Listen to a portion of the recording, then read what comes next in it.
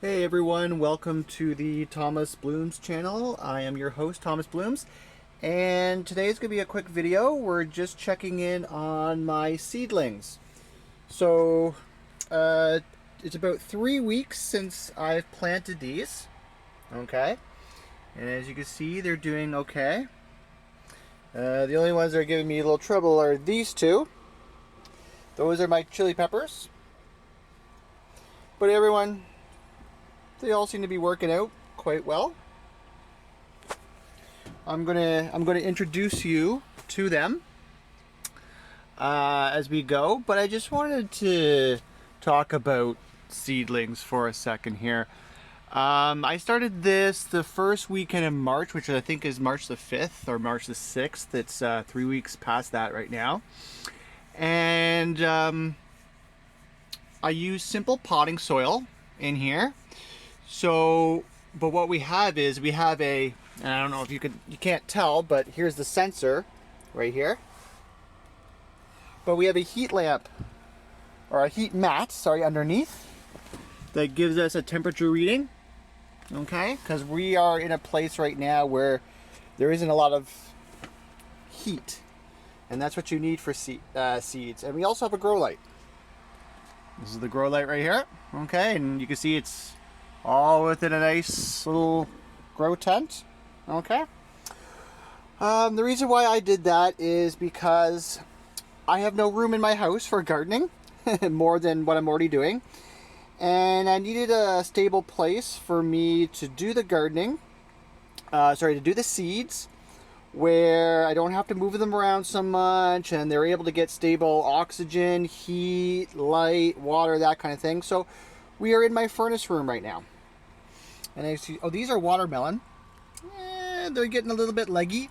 When I say leggy, it means that the plants are growing straight up to try and get to the light. Okay? Once it gets to a certain height where it's getting the sun that it used to, it will stop growing up and it'll grow out. But these four right here, those are my watermelons. These are crimson sweet watermelon, and they grow decently. You can, have one in your hand, and it's a good weight.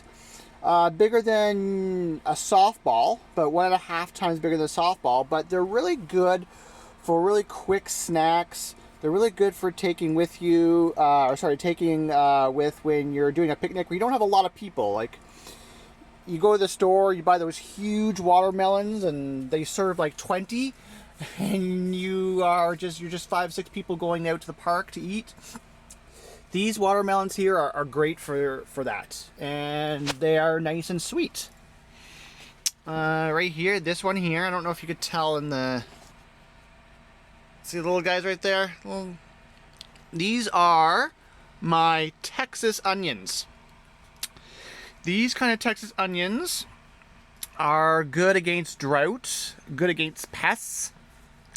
So I figure let's get some onions and let's keep them away, or let's have them resist all the things that are going to be coming outside. These little guys right here, these are celery. Okay.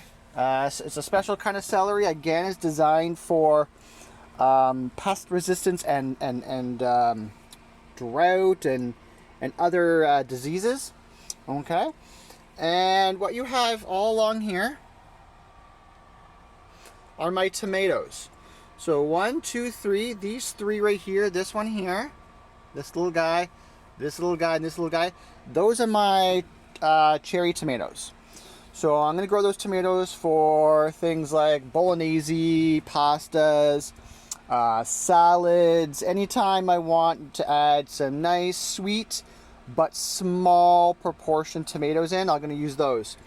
This one right here, this one, and these ones, they are my San Marzanos. Okay, so I don't know if you know anything about San Marzanos, is that they're really good for pasta sauces or making paste. Anytime you want to cook with one of those tomatoes, San Marzano and the San Marzano family are really good for that kind of thing.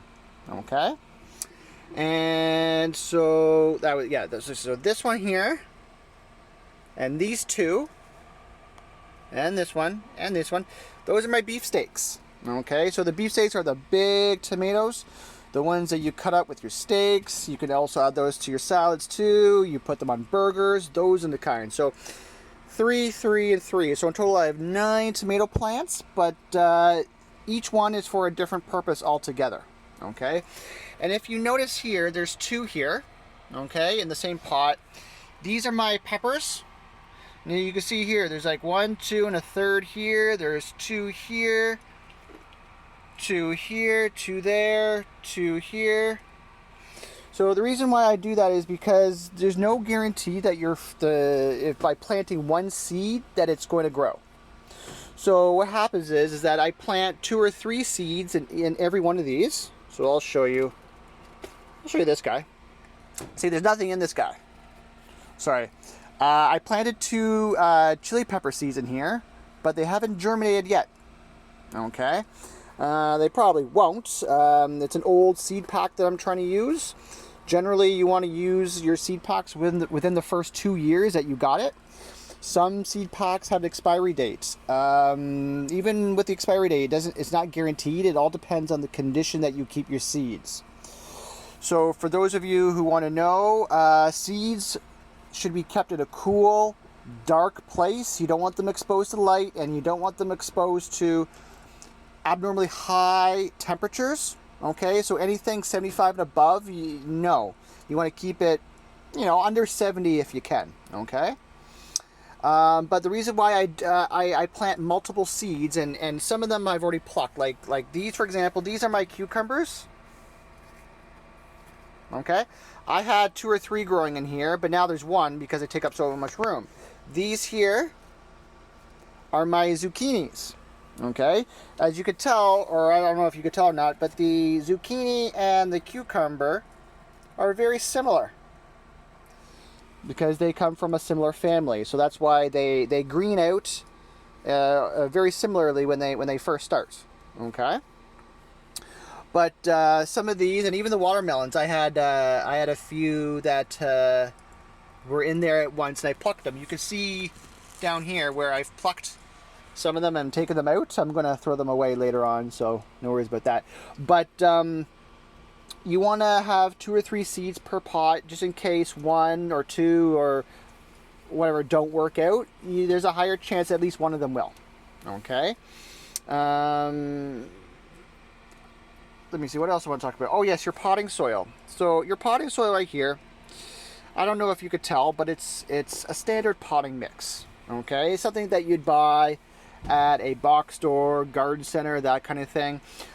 Usually when it comes to seed germination and getting like the seedlings going, I try and go with a decent mix. The ones that report on the box anywhere with that have compost, peat moss, that kind of thing. I like to add those in there because it's very mineral rich, and the mineral richness is going to help with your seeds and your seedlings. Okay, and okay, sorry, I was just looking at this guy is really leggy compared to the other ones. Might have to move it around. So what happens if you don't have this setup? A lot of you won't, and technically you don't necessarily need it. Okay, I do this because it is practical for me to do it here, and I don't have to use up any room in the house. Keeps everyone happy, and all these guys are here by themselves in the furnace room, not disturbing anyone.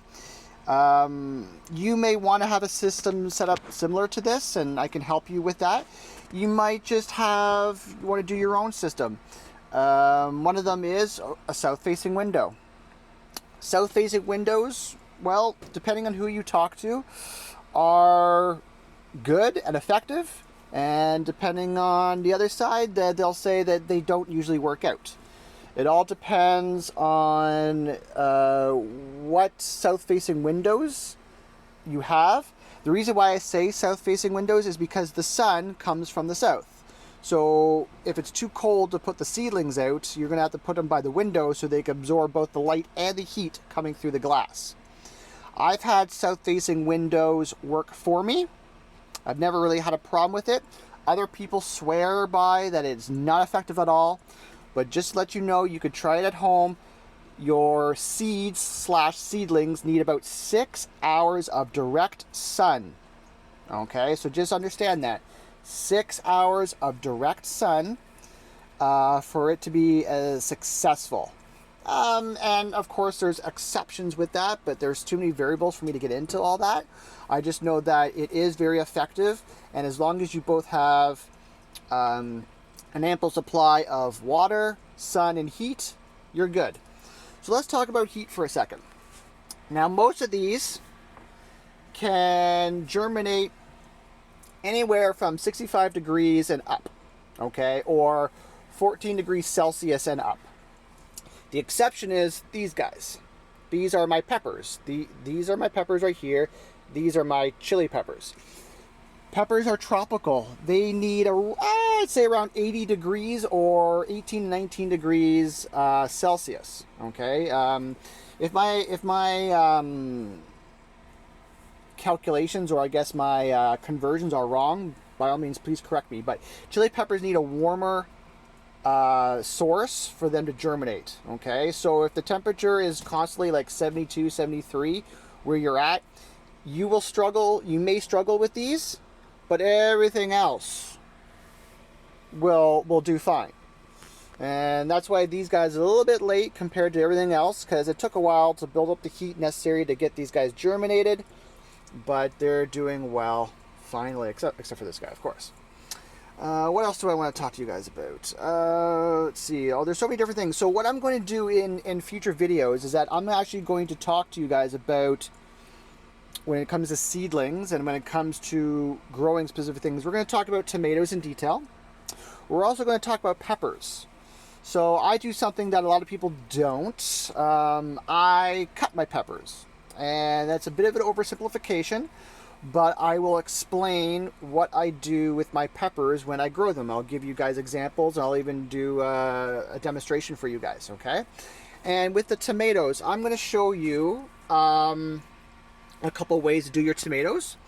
One of them is how to plant them. So you see here, let's take this guy. Let's take this guy. So you see here, nice little tomato. He's good little healthy guy. You know, he's got his petals and got his leaves, got his old everything, and the soil is right up to the rim here. Okay. I don't know if you could tell in this video, but do you guys see the little hairs at the bottom of the tomato right here? The little hairs? Well, what that means is those little hairs, those, if submerged in soil, will grow roots. Okay? So let me just take this guy out again. Tomato is one of the few fruits, and yes, tomato is a fruit, that actually loves a deep rooting system. A lot of roots stay near the surface because that's where the water is, it's where the nutrients are, that kind of thing. But these guys, you can bury them. You see all the hairs all the way going up here, all these little hairs? You can actually bury all of that in soil, and it will turn those hairs into roots, and you create a bigger root system. The bigger the root system for tomatoes, the higher they can grow. And I'll talk about determinate and indeterminate tomatoes when I talk about my tomato video. But with an indeterminate tomato, the deeper the root system, you can get many more feet of growing, which means more tomatoes. So if a tomato can grow up to 8 feet, you can get 10 to 12 out of it. I've had these tomatoes, last year these tomatoes grew to about 10 to 12 feet doing that system. And I also do a lot of trimmings with those tomatoes, which I'll show you later on. The watermelons I leave alone. Oh, these are eggplants right here. These two. We do like doing eggplants.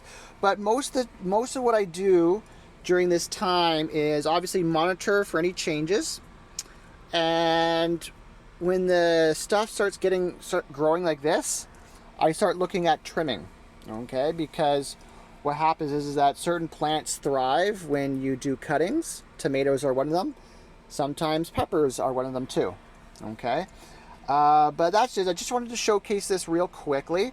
Like I said, it's the end of March, so these guys are on schedule. If you haven't started already, no sweat. You're not too late. If you want to plant seedlings to get ready in the Greater Toronto area, if you want them ready for the quote-unquote unofficial start date of planting in the ground outside is the May 2-4 weekend, you can plant all the way up to the middle of April your seeds, and everything will work out. Okay, but the reason why we do our plantings early is the earlier in the ground, the earlier they can fruit, and the faster you can get your food. And with these tomatoes, for example, tomatoes grow and produce tomatoes until they can't, which usually is indicated by the first frost date, which in Toronto is either October or November, depending on what happens.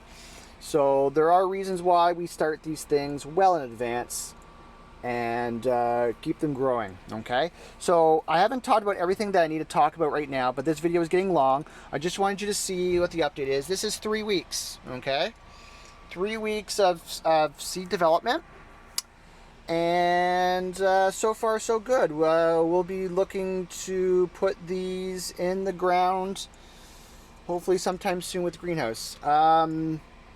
Yeah, that's all I wanted to talk about. If you like the video, please click the like button. And if you haven't already, hit the subscribe button. I could always use more subscribers. And I always want to hear feedback from you guys as well. I can film this stuff and you guys can either like it or hate it. But if you tell me something that you want me to cover or have questions you want me to answer, I will answer them to the best of my ability, okay? So, with that being said, this is Thomas Bloom signing off, and I hope everyone takes care. All right? Cheers.